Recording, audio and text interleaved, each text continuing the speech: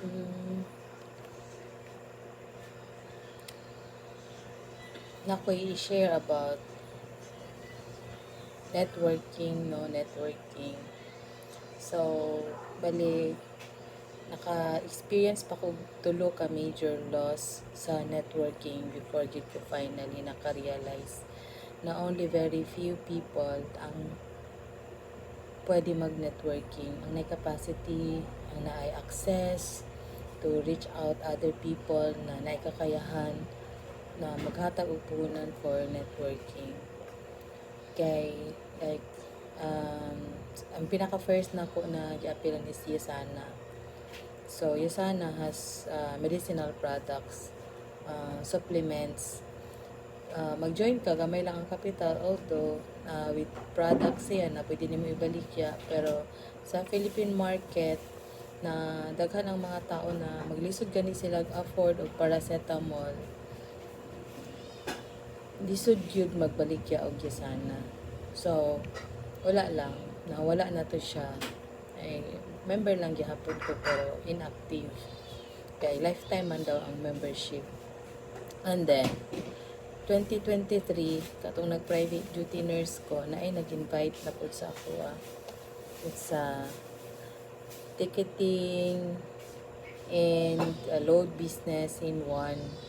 So, ang tawag ato niya kay kuan, all in one to siya. Pwede ka bigag ticketing, kuan to siya. Kaysa nakalimot ko.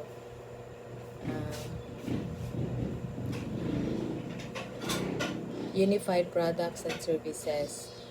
So, katupag yun na time kay bagura ko na scam sa Kappa o Region, no? So, gusto ko makabawi. So, na ko'y old friend na colleague na ko sa una in a university sa Davao. Kaya parehas may nag-teach sa College of Science, Nursing, no? So, kauban mi sa faculty room, and then katong wala na ako nag-teach, dili na mi kauban, and then one day nag-reach out siya, introduce niya sa ako ang unified products and services, and same kay maski na siya ticketing business, very high ang presyo sa ilahang airfare compared to the other market, like especially sa kuan mismo, sa airline mismo, also na lahat po sila online ticketing business.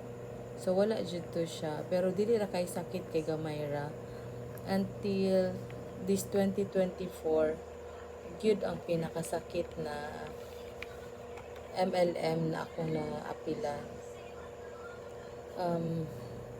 Kay friend na ako ang nag-invite sa kuha. So, sakit gid sa kuha na ang mga networking business, ang isulti lang nila sa imuha ang possible nimo makita, which is perting lisura abuton.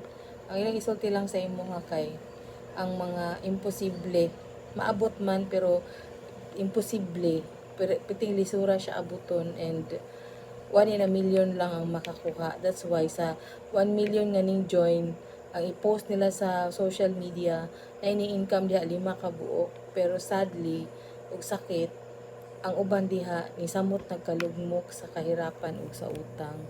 So mao na siya gyud ang pinakalisod na truth, no? So pag join gyud nako sa Royal Business Club, grabe ang very enticing ang pag unsay tawag ana, pag kuan sa ako pag influence o pag nga para maka-appeal ka ng pugaon jud kanila, sabay-sabayan jud kanila, sabayan jud kanila hangtod ma-produce nimo ang membership og ang business account nimo nga dako kay kantidad.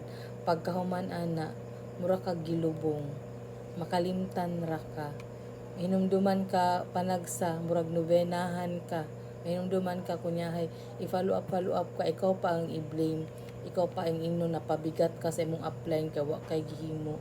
Pero sa tinuod lang sa Royal Business Club, ang pinakauna gyud akong gi-invite, sadly dati siyang teacher nga nag-member pud siya, og karon hirap siya sa buhay, may pagwala siya ni agi ka professional. Kaya ang target jud nila na market kanang mga professional nga na ATM. Kaya inik-invite dayon sa imuha, ingnon dayon ka nga asa imong ATM karon iprinda na pangitag paagi kay naro jud diri ang financial freedom. So for now kana lang akong ma-share pero gi-encourage nako no ang mga bagong teachers o mga naa sa trabaho na natagbaw og bahin-bahin sa sweldo, dili gyud dayon magpa-influence na mag-join og mga networking kung wala ka extra nga bala nga pang kuan nimo, pang rainy days nimo while naghulat ka sa imong swerte nga mo income ka ana nga networking. So never especially sa Royal Business Club.